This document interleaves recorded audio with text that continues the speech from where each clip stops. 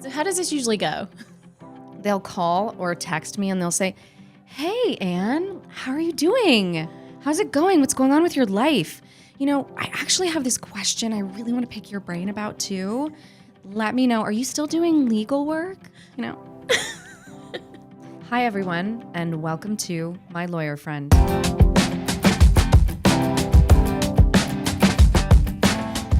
I'm your host, Anne Easton. And I'm your co-host, Brittany Ledford. We're here to break down legal topics and lifestyle commentary with our lawyer friend, Anne. Yep, that's us. Casual, informative, and always real. Okay, let's get into it. Let's do it. Legal disclaimer. Before we start, the information, opinions, and recommendations presented on this podcast are for general informational purposes only, shouldn't be construed as legal advice on any subject matter. You shouldn't act or refrain from acting on the basis of any content included on this podcast without seeking legal or other professional advice.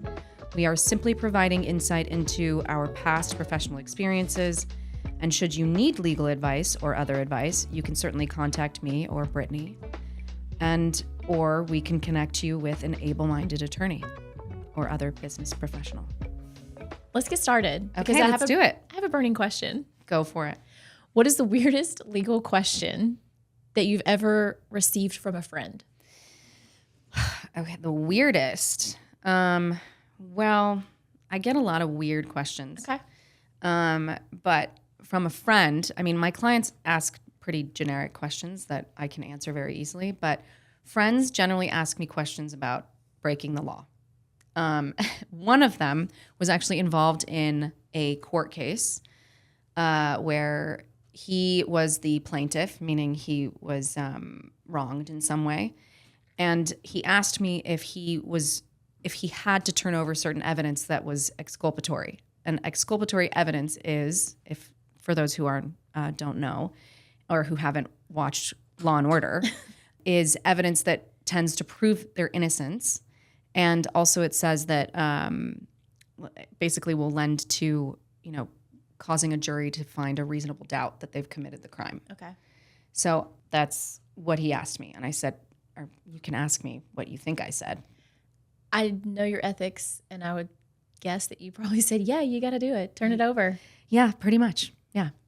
Which is like kind of self-explanatory, right? Of course the lawyer is going to say that, right? Not all. You'd be surprised, or maybe you wouldn't be surprised. Right. Yeah. But yeah, that was kind of one of the weirdest ones, I guess. But some of the other ones are like, sounds like they're committing fraud sometimes. I'm like, yeah, probably shouldn't do that. So is it kind of towing the line? If I do this, is this committing fraud technically? Is that kind of the way this goes? Yeah, pretty much. I mean, I'm a firm believer in civil disobedience, but because I think that our government was founded on civil disobedience. Absolutely. And it is kind of the way that you change laws in a really great way. But yeah, don't commit fraud. That's all I'll say, right? I have to ask, let's go back to this story you're telling me about. So the friend let's just recap here. He's a plaintiff. Someone has wronged him. He's found evidence that to the contrary, potentially, that maybe this person, the defendant, is not guilty. And he's asking you if he has to give up that exculpatory evidence. Can I ask, how often are you asked these questions? Not those ones as much anymore. Because then maybe it would maybe say that I have friends that are committing a lot of crimes, but I don't have a ton of friends who are committing crimes, honestly. Yeah, well, I would hope not. Yeah, right? Because we're all professionals, Yeah, not your crowd. That's not your sometimes crowd. when I'm in Miami, it sounds like a lot of people are committing crimes in Miami. Nothing against Miami. I love Miami. I love Miami too. It's very close to the U.S. I love it. Yeah. Yeah. Mm-hmm. Very close to the U.S. It's a great place. It is a great place. Good food. Beautiful women. Beautiful women. Beautiful men. Great sports cars. Yeah. Yeah. Okay. So anyway. Yeah. Okay. Well, so any other questions for your lawyer friend? The whole premise of our podcast is really, and every week it's sitting down with your lawyer friend. Right. Yeah. So I want to kind of kick this off as it is our first episode. And I kind of want to ask, like, what sorts of things do friends ask you on the regular? Well, I mean, like you asked me about a sales agreement at one point, but are you asking like whether or not people are, telling me that they've murdered someone and buried a body somewhere? No. You said it, not me. I was wondering. I mean, the answer to that is no. Like, thankfully, I don't know anyone who's killed somebody. Well, I know I came to you a few weeks ago in the midst of there are no dead bodies. No dead bodies. In this situation. I came to you a few weeks ago and I said, hey, I have a acquisition, and it's not a major acquisition here. It's nothing complicated. I know the ins and outs of it. I've dealt with it for 9 months. It's a small one. Right. Be a friend. I'll take you to dinner. Exactly. What do you think? Will you look over my purchase agreement? You are kind to do that. But do you mind kind of sharing a little bit about like your thoughts on this? And, I feel like as professionals, you are a professional.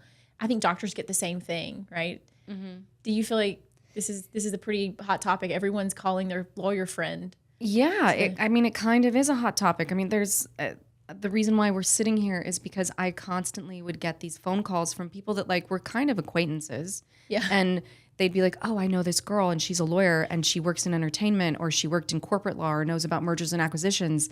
And I'm going to call her and pretend like I'm going to ask to catch up. But really, I need her advice on this production that I'm working on. So how does this usually go? They'll call or text me and they'll say, hey, Anne, how are you doing? How's it going? What's going on with your life? I actually have this question I really want to pick your brain about too. Let me know. Are you still doing legal work? So what these well-intentioned people are doing is they're trying to get free legal advice, which is fine. And I would call that like a consultation. However, sometimes I can sniff it out and I can sense like this person is not going to retain me. They probably like just want that free legal advice. Yeah. And I tend to tell them like, oh, well, yes, but you can retain me. And then this is what I can tell you. But generally, like, so when you and I talked about the sales agreement, that was a consultation. It was a consultation. Yeah. You were very clear with me. That I did not represent you. Exactly. Yeah. You got a nice steak dinner for it? I did. And you did. And I'll be honest, as a business owner, I really would never do this if this were a complicated deal. I just felt, gosh, to put the resources ahead of this and really it's a very straightforward acquisition. It just made sense to me, being that we are so close. Yeah. But I can tell you that there have been many times that I will go and the extra mile. I will put the money in. I'll put the resources in, the time and effort. Right. Exactly. But also, that's kind of like what I want to say. I think a lot of people are worried when they look at these contracts because they don't know some of the jargon and the language.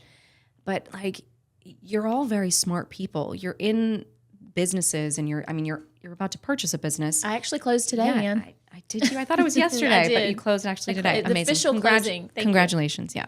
It's like one of many companies that Brittany owns. Yeah. Anyway. But honestly, I think that so much of it is actually go with your gut. Like you probably know the answer. You just need someone to sign off on it. And that is what lawyers are doing a lot of the time, is that you probably have a contract that's ironclad, but you just want someone to sign off and tell you that you were right in what you were thinking. And you were right.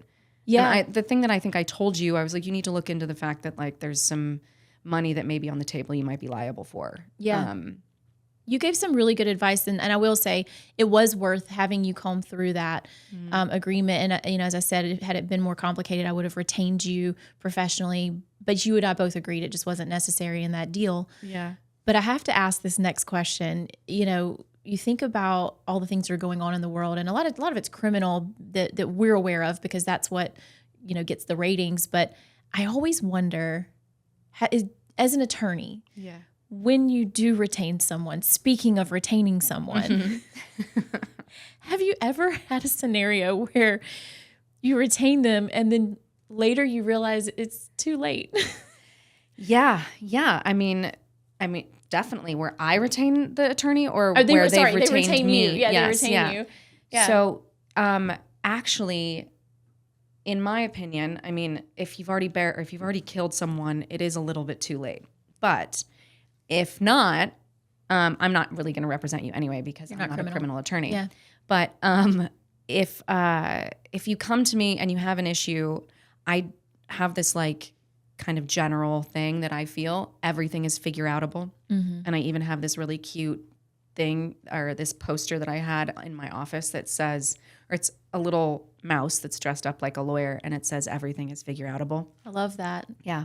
It's pretty cute, right? I'm going to carry that with me. Yeah. And honestly, I learned that when I was like maybe like 2 years into working at the firm, and I actually was working in-house for a client at their at the studio. And I was working directly with a senior attorney, and I was like, okay, well, what if we do something wrong? Like, what if we make a mistake? And she's like, trust me, if we make a mistake, we can fix it. There's no way that we can't fix it. And I'm like, oh. And she was like, I've never dealt with something where I couldn't fix a mistake that we made. Okay. I'm like, okay, so we're lawyers and we're supposed to be perfect. She's like, but we're not. We're human beings. So please do remember that. Be nice to your lawyers. We're human beings. And even your computer, if you use AI is going to make a mistake too. Right. We all make mistakes. I know that you think that if you're paying $1,000+ an hour, there shouldn't be a mistake, but there probably isn't, because 3 or 4 attorneys have reviewed that. Right. Yeah. But yes, everything is figure outable. No, that's really interesting. Yeah. I've always wondered about that. If especially in the criminal world, I see some of these attorneys, and I'm like, man, you did your best to spin that one, but you just you couldn't. I know. I mean, it's a little bit more black and white sometimes, I think, in criminal law. Yeah. Yeah. But you're more in the business side of things, mergers and acquisitions, and also entertainment. So you're dealing a lot with people. Exactly. I have weird law questions. You know, I have a lot of stuff. But I mean, the reason why we're sitting here right now is because of the fact that, like, this has been an insane year. Right. I think it's been an insane year for a lot of people. I mean, like, I don't know about you, but I was like really excited at the beginning of 2025. Yes, my assistant said 2025 is our year. Right? Man. And I remember thinking that, and I was like meditating and writing in my journal, and I was like, this is going to be my year. I'm going to be happy. I've left my law firm. I'm going to write my book. You know, the world is my oyster. I don't have to be a lawyer anymore if I don't want to be. And then, you know, the LA fires, the Palisades fire broke out, and it was right next to my house, and I had to evacuate from my home. And then, you know, 3 days later, I had to leave the place that I was staying at, that I had basically evacuated to, and then I had to move into a hotel. And then my boyfriend and I broke up. And then I literally was homeless, jobless, and boyfriendless. So it was a pretty tough January.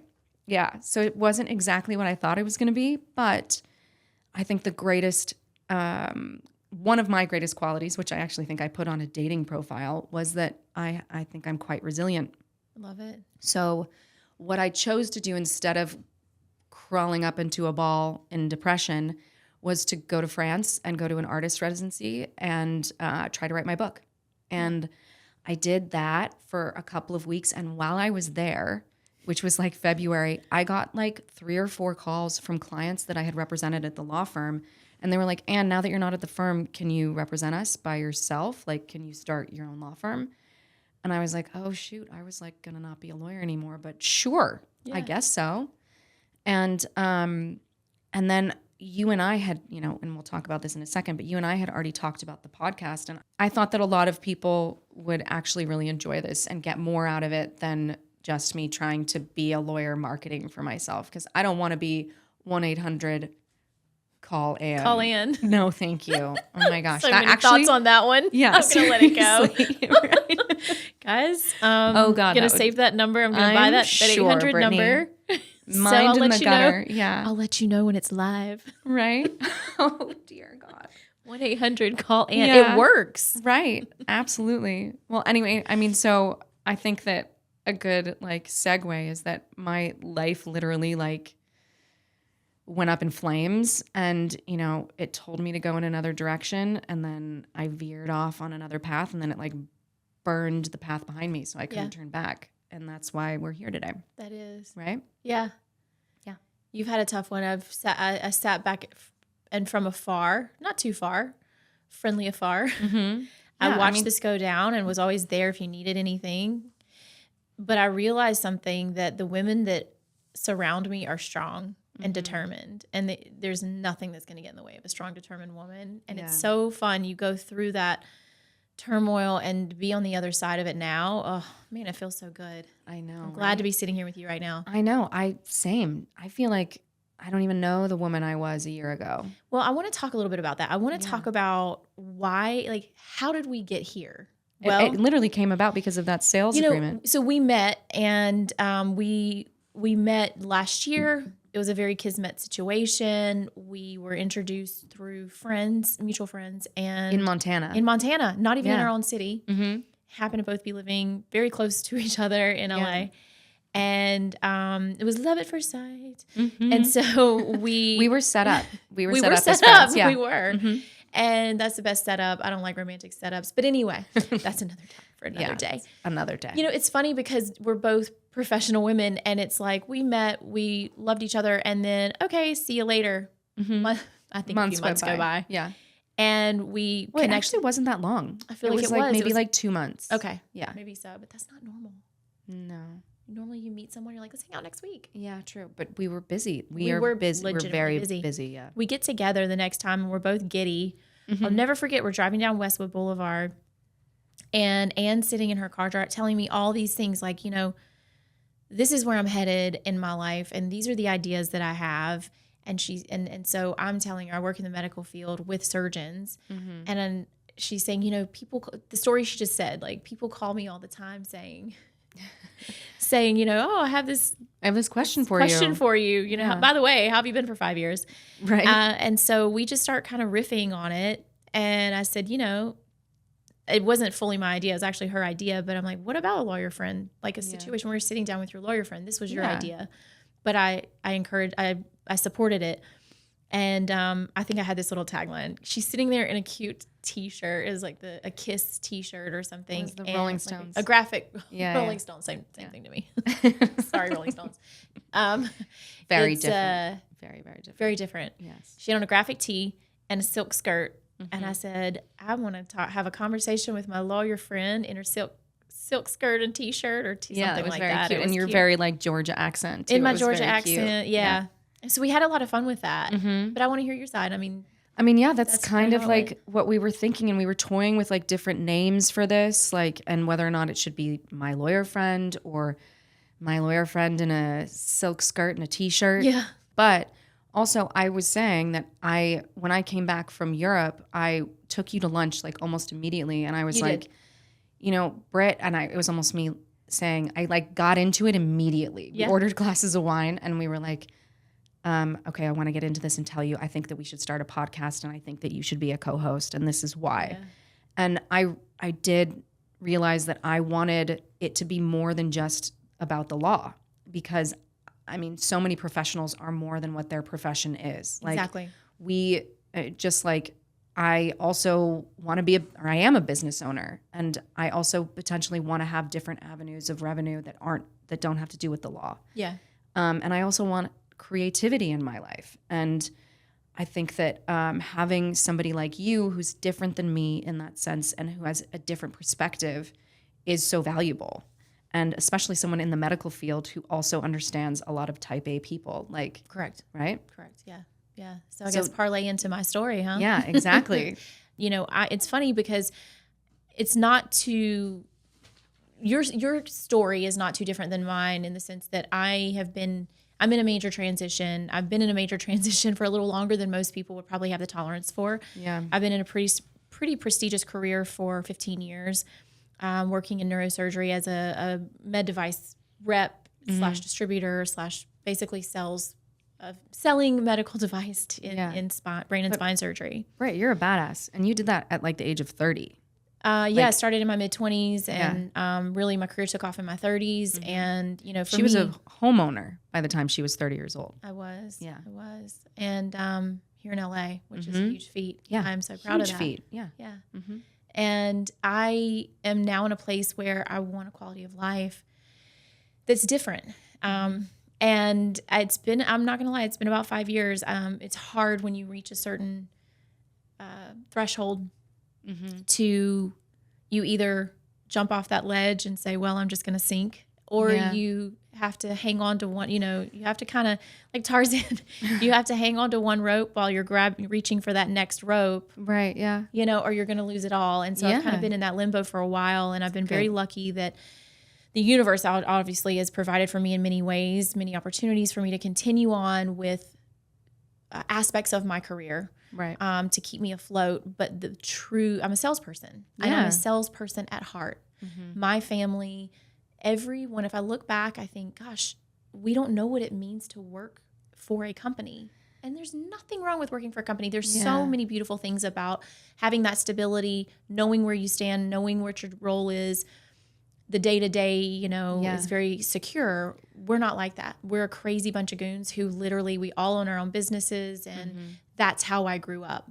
Yeah, but let's be clear. You've got a 9 to 5 right now. I do. Yeah. For now. And Mm-hmm. it's great. And I actually embrace it in many ways, and it's supported me, and it's been great. And I put my all into what I'm doing, but it allows me to do things outside of that actual career. Well, I mean, but that's what a corporate life does. It offers that stability, and some people can't handle the instability of being an entrepreneur. Or I like it. Yeah. I thrive on it because honestly, I feel terrified every day. Really? Like, not every day. Maybe maybe during certain times of the month. Maybe like 2 weeks out of the month. I feel really scared. Yeah.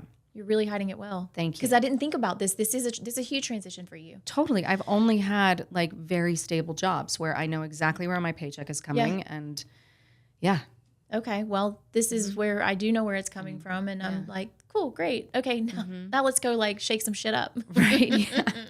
But so, I'm leaning into it. I feel like I'm really leaning in. Yeah. It's definitely a shock to the system. I can imagine. I'm saying this without experience of it. Yeah. I went the opposite direction. Right. Yeah. Always worked for myself, and now, corporate. But I ended up purchasing a few companies the past few years, and it's great because they're passive. Passive in the sense that I put in a few hours a week, after hours for my normal jobs, weekends. I'm a 7-day-a-week worker, but I don't feel like I'm working because it's not a strenuous, on your feet, tons of stress, and I handle it well. Yeah, exactly. And honestly, I think that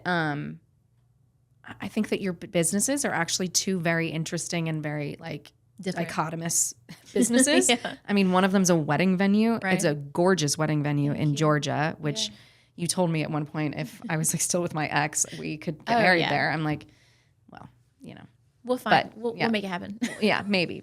And then the other one is your a weight loss business. And then obviously that I really liked that door company. I know the door company. I wanted to buy that. That would have been cool. These giant, do you know how much doors cost? They're $10,000. Yeah.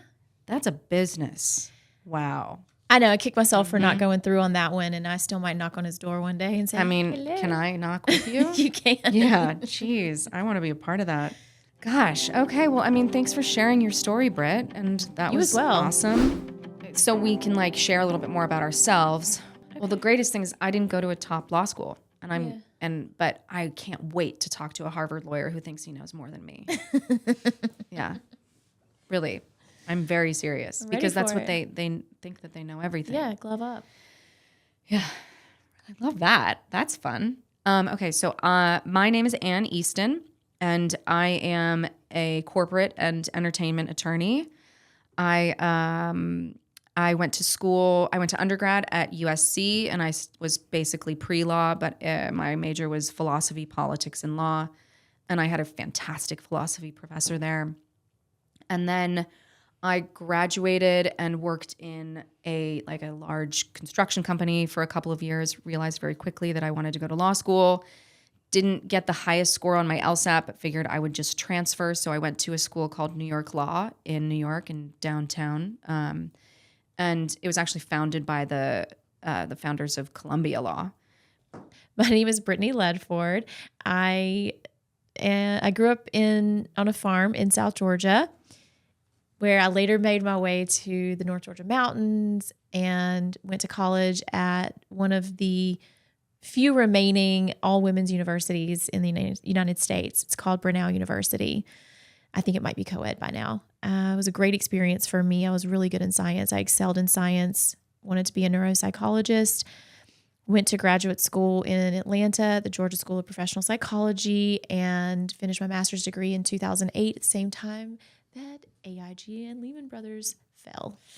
Ooh. That just started a ripple effect, as we know, in the economy, and it made me kind of take a step back. So I took a break from school after finishing my master's and started working in sales and realized it was something I was naturally very good at, and was able to, through the years, obtain a very prestigious position in a medical sales industry where I worked very closely, or have and still work very closely with neurosurgeons, specifically in the spine specialty. Mm-hmm. So after 15 years of trauma and abuse, long nights, long days, hard work, I have for the past 5 years, have been working diligently to transition into a better role for myself for the given time in my life. And that includes acquiring businesses. So I'm in the M&A world too, just on the other side. I'm actually doing the acquiring small business, not the deals you're working on. And then, so this is where I am now. What is the biggest thing going on in your life right now? How many animals do you own? Oh, you want to go there? I mean, I just asked 2 questions, so you can answer one. Let's go there first. Okay. I'm a single mother of 4.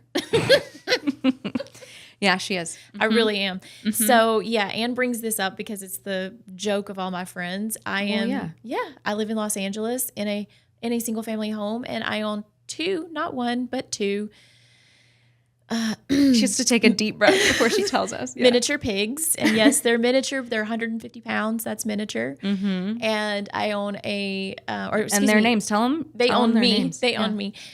Millie and Olivia. And and then I have 2 more girls. I have a pit bull, Maddie, and I have a one-eyed Maltese puppy. Maddie is such a sweetheart, too. Maddie's a baby. And my baby Zimmy is the new addition to the farm. Zimmy. She is a Zim. She's a Zim. Yeah, for sure. Zim, Zimmy, Roo, Poo, Poo, Poopy Doo. Oh my God. That's her name. Yeah. Okay, so aside from the kids, what else is going on? I'm actually looking at the possibility of maybe renting out my house and trying something new. Oh, nice. Freeing myself up. When you own property like this, it's hard. So maybe looking to maybe a remodel soon. Yeah. And you're going to redo the kitchen, right? Redoing the kitchen. Yeah. Major remodel. I definitely like actually what you showed me the other day. Beautiful. Yeah, the kitchen's going to look good. Yeah. Yeah. So what about you? What's going on? I mean, you've had a lot. You've had a lot this year that you've accomplished and overcome. But what's like today? What's big? Today? Yesterday I found out that my law firm was accepted by the California State Bar, which is exciting. And I was able to put that shingle out and put it online. It's actually the most boring name, but it's what owns everything right now. And I'm going to do a different name that's like, Can you talk about the name? I'm curious. So it's called Blakemore Professional Corporation. Yeah. And in California, I mean, we're going to get back into it. In California, if you are a professional, like even a legal consulting professional, even if you're not a law firm, you have to be a professional corporation. So I actually had an LLC that I was operating as a production company that I was basically trying to write my book under that, so that my LLC would own the rights to it. But I realized that the law firm had to come before the book. So I converted my corporation, which you can do. If you have an LLC, you can convert your corporation. It's actually quite easy. You just, have to pay money. And you submit it to the California Secretary of State, and they convert it to whatever corporation it is that you want to convert it to. So I'm a professional corporation, but on my taxes, I will claim, or I will file as an S corp. Okay. Yeah. Okay. Mm-hmm. Now, do you mind sharing the story? If there is a story, I've always wondered about this, the name of it. I haven't asked you this. Oh, my Blakemore? Yeah. Oh, it's my middle name. Blakemore. Blakemore, Anne Blakemore Easton. How did I not know this? I know, it's a great name. It is a great name. I know, if I do say so myself, right? You do. Yeah. So sometimes, usually when I would be talking to a handsome gentleman in a bar or, anywhere at a beach, maybe I don't just go to bars. Right. Says yeah. So I would tell them what my name is, and they'd say, Anne Easton, that's a very nice name. I'm like, just wait for my middle name. And then I'd say, my name is Anne Blakemore Easton. And they would say something like, it sounds like very regal, as if and I'm like, as if I'm, the third, a lady or something. Yeah. Or that I'm royalty. Yeah. I know. I think that's why my parents did it. I love that. Is that a family name? I actually have always thought that it was my mother's side, but it's actually my dad's side. Blakemore is from his side, from like my great Like a surname? grandmother. Yeah, it was I love that. a surname. Okay. I know, and it's weird that we're friends and I Yeah. haven't even every time I see it, I'm like, I gotta ask her that. I know, yeah. Yeah. Crazy. I know, and my initials are actually Abe, A-B-E, Honest I never Abe. noticed that either. Gosh, are we really friends? I don't know. I know, right? I mean, do you know my favorite color? Oh gosh. What? I mean, you can guess. White. No, of course not. No, it's blue. Blue. I was about to say, yeah, Yeah, blue. blue. I figured that was my Is real yours guess. green? Yes. How did you know it was green? Because you're like darker complexion with like brown eyes that have a little bit of yellow in them, and you Wow. probably want to put green on in order to bring out your features. That's a good one. Yeah. But I put on blue because literally people are mesmerized when they talk to me. I don't think they're listening anymore when I have a blue top on. your Because they're eyes just looking at my eyes. I'm they like, light this is, up. I'm sorry. I use these things to my advantage. Yeah, you should. I really do. You really should. Yeah. Yeah. No, you go. Money's green. Money's great. Hey. That's not really why. That was good. That's not why. I've just always loved it. I gravitate to green. I know, guys. Yeah. Yeah. Um, That was good. so I have a question. Yeah, go for it. Go for it. I have a lot of questions. I love your story. If you don't mind telling it quickly, like how did you become an entertainment attorney specifically? Because to me, when I met you, I was like, that is badass. Oh. And like, You know, actually, I remember telling this recently, and I remember asking somebody, should I say this one part? Like, and I was in a professional setting. yeah. And I'll tell you Yeah. what it was. But he was like, if you've always said it this way, keep saying it this way. And he's Yeah. like, I don't think anything of it. And he's like, if anything, I feel closer to you, Cool. like because of it. So I was in law school Yeah. in New York, and I didn't want to leave New York, but I had a boyfriend who was in California and wanted us to get married and live in California. And I had already left California to go to law school in New York. And I stayed much longer than after graduating. And I actually didn't know if I wanted to be a lawyer. It's happened a few times. A lot of lawyers are I'm questioning whether It's or not they hard. want to stay being a lawyer. But so I didn't really know if I wanted to, but I did a lot of international criminal law when I was in law school. And I had made a close relationship with somebody who had a connection to The Hague, the International Criminal Court. And they had this incredible internship there where they only take 3 like recent law grads to work as an international criminal prosecutor, like prosecuting war criminals. And it's a 2-year program, and it makes nothing. Yeah. But it's an incredible job. And oh my gosh, that would have been an amazing thing to have done, right? So I got an interview, and I was going to interview, but I told my partner at the time that that's what I was doing. And he said, you know, Anne, you've been in New York for 4 years. You said that you would come back to California. I want you to come home and we'll get married and like start our lives together. And I was like, okay. He's like, yeah, you can't go to The Hague for 2 years or we're going to break up. I'm like, okay, I love you. Let's go. I will go home. And he is a producer in the like unscripted television side. So I went back there and I decided that's what I was going to do. And I had acted as a child actually, and even in high school. I wanted to be an actress, and I actually was in a play a couple of years ago, which was didn't know super that. fun. I know, yeah. Cool. I think I might do that again. It's really fun. Yeah. I love acting. But I also did intellectual property in law school as well, and I loved it. It's interesting. So it kind of, I actually started writing an article about my boyfriend's job because I didn't like the fact that unscripted television producers didn't have any sort of guild that they could join. So he had no sort of like workplace protections.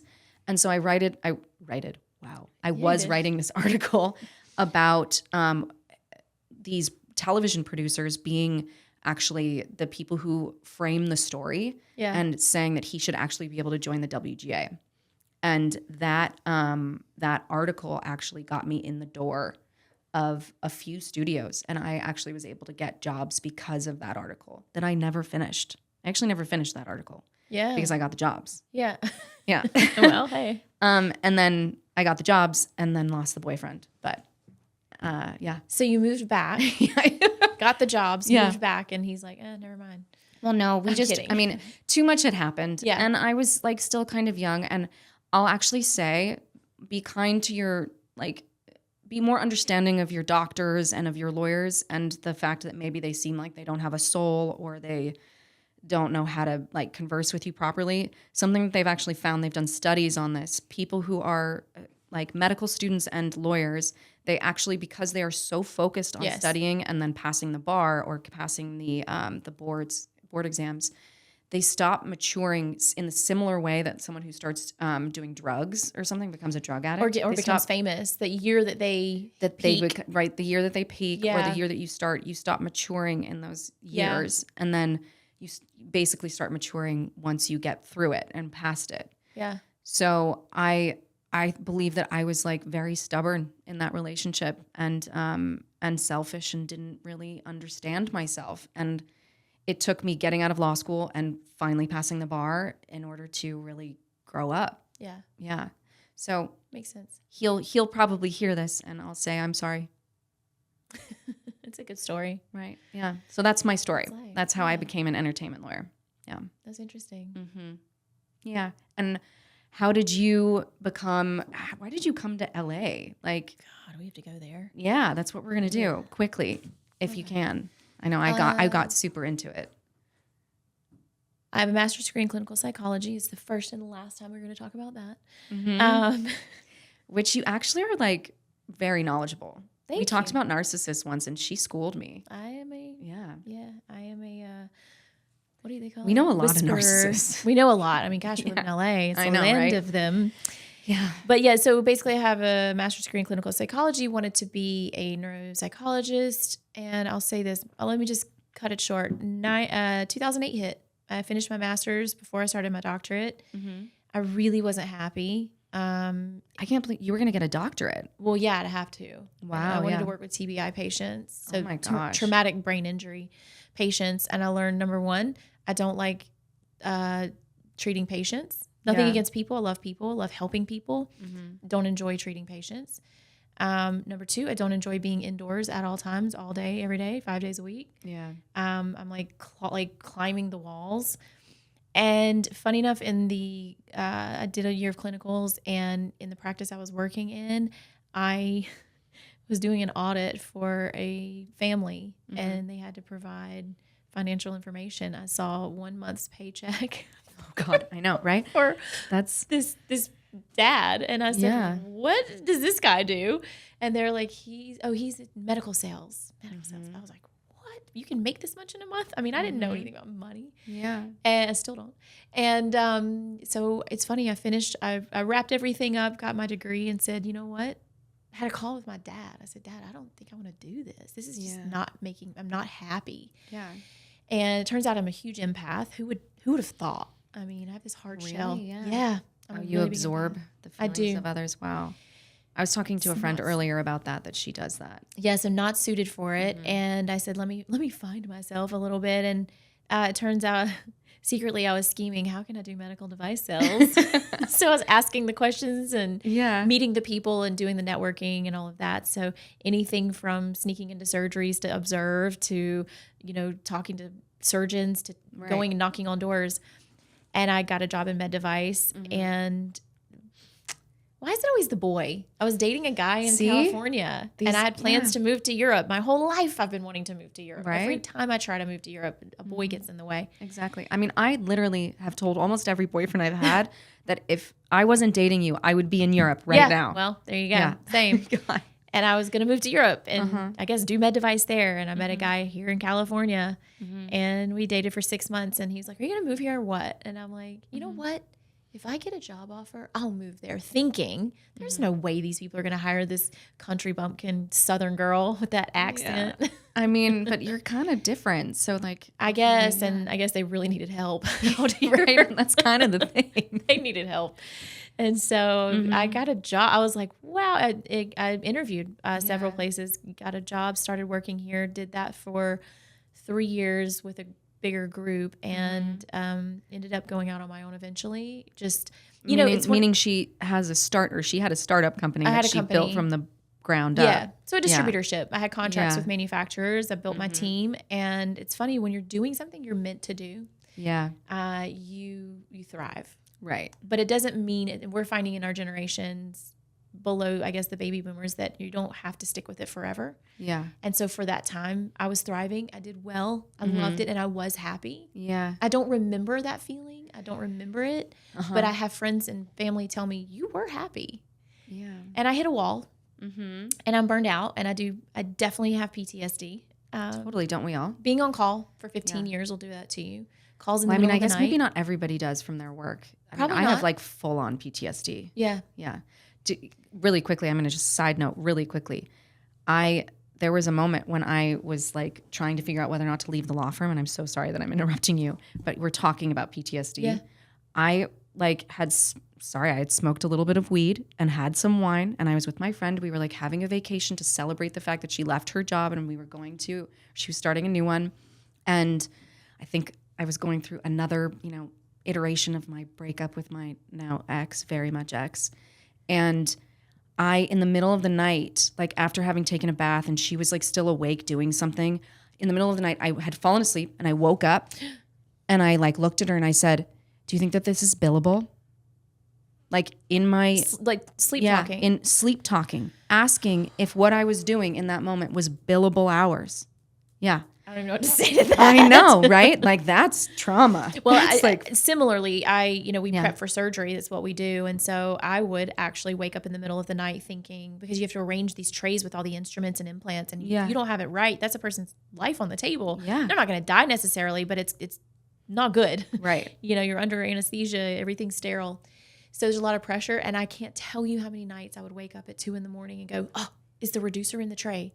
And I'd pull my phone off the dock, and I'd go through the pictures of the trays, because this is getting I guess beyond people's knowledge of what I do, but you have to have everything sterilized. Yeah. So all your equipment has to be checked into the hospital at least 24 hours beforehand, so they can sterilize everything. Oh my and God. it's wrapped. Oh yeah. So there's no checking after you check it in. Yeah. So you take pictures of everything. Ooh, yeah. So you never get a night's sleep I'm a highly conscientious person. Mm-hmm. And so I would wake up 2 o'clock in the morning before a big surgery and go, is that my God, reducer in there? Did I put that reducer in there? It's always like, did I lock the front door? Right, That was yeah. my thing. So I know what you mean. And God, it's like terror that It you is, feel, and you and- shouldn't have to feel that in the middle of the night, right? my clients are neurosurgeons, and so they're always on call. Yeah. And so if one's on call and the other one's not, another one's going to be the next week. You can never get a break. Right. So imagine you being addicted to your phone. You out there, anyone who's addicted to your phone right now, next level addiction to my phone, because if you get a call, you need to go in. Exactly. And hospitals are calling you, surgeons are calling you. That's your livelihood. That's how you make your money.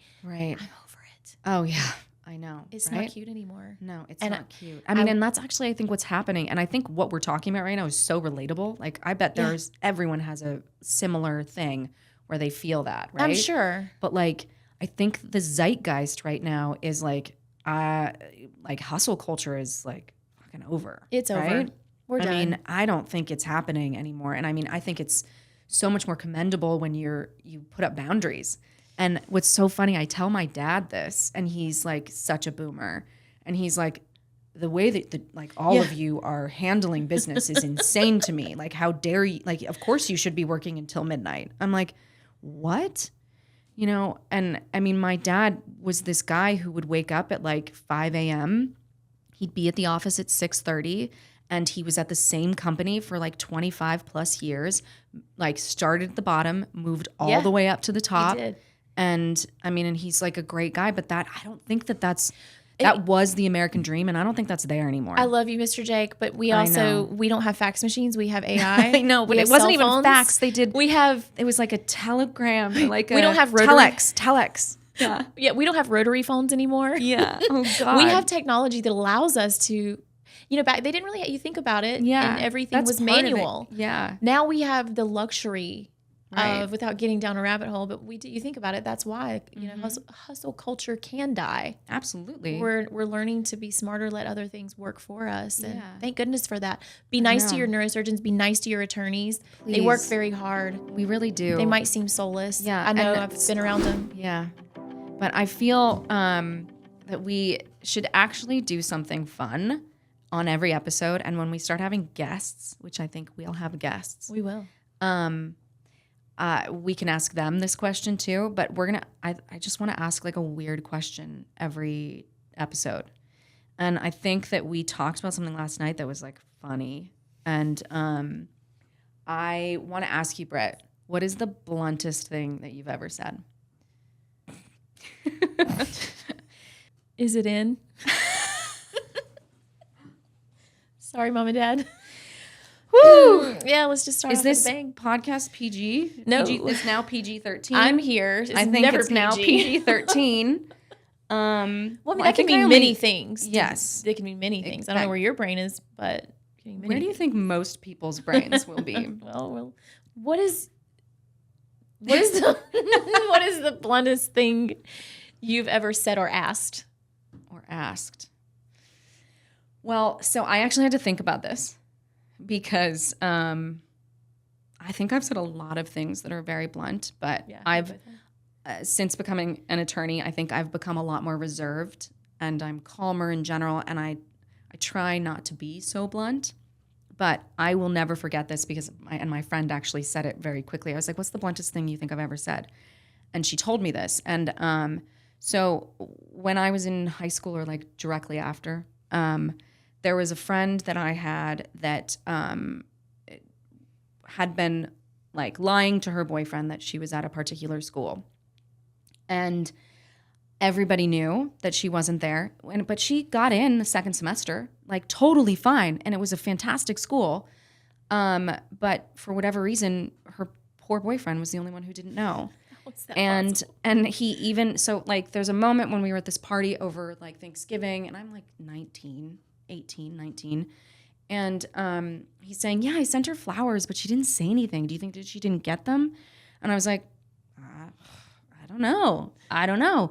And then like another thing comes. He's like, I think, Anne, should I go like visit her? I think I'm just going to like surprise her. I'm like, dude, she's not going to be there if you go visit her.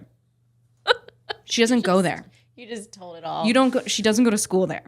And wow, it was pretty bad. And so I will tell you right now, if you ever listen to this, I'm very sorry I did that. That is the bluntest thing I've ever done, and I will never forget it because it was pretty awful. Because that guy ended up, they obviously broke up. Yeah. Was it because of this? Were you the reason? Probably. And I don't know. It was really awful. I know. I feel terrible. I do. I really do. But yeah, I think he ended up going to like the majors in baseball. Oh boy, this just gets worse. Oh man. This has been fun. Yes. And I'm excited. I'm going to cut you off. I'm excited. Okay. And Me too. I think I'm more excited about what we have to offer the audience because we have a huge lineup already. Yes, we do. We have so much interest when just, pitching the idea out and about. Yeah. And we say, gosh, we got to get on this because we're now committed. So exactly. guys, listen up. Yeah. Buckle up. Get ready for the ride. It's coming.